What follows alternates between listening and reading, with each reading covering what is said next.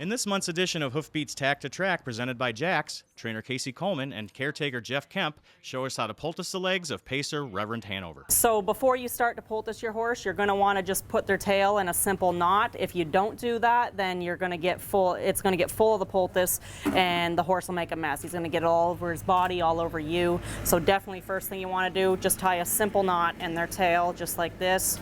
Pull on it a bit, and then he shouldn't be able to get it down and get it full of the poultice after. So Reverend trained today, and after we train, we always poultice their legs. I go from knees and hocks down, knees, hocks, all four legs, their front feet.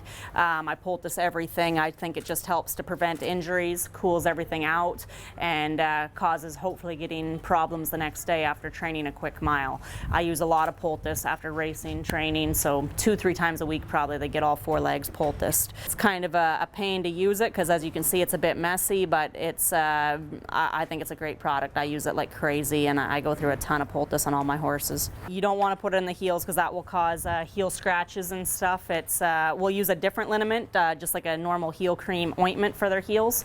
Keeps them from they get scratches and fungus very easily in their heels. It's a very sensitive spot, so you definitely don't want to put the poultice in the heels.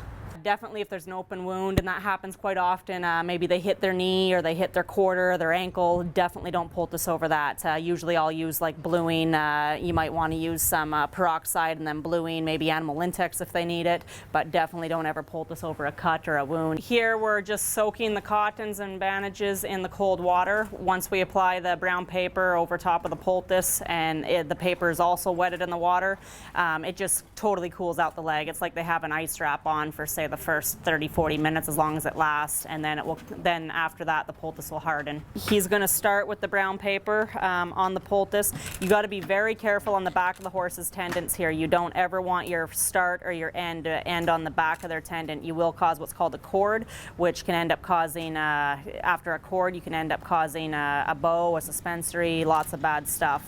Then you want to start, as you just seen, Jeff made sure that starts in the middle of the leg. Don't start it at the front or the back on your cotton, and you want to wrap it around just kind of snug. It can't be too tight, can't be too loose.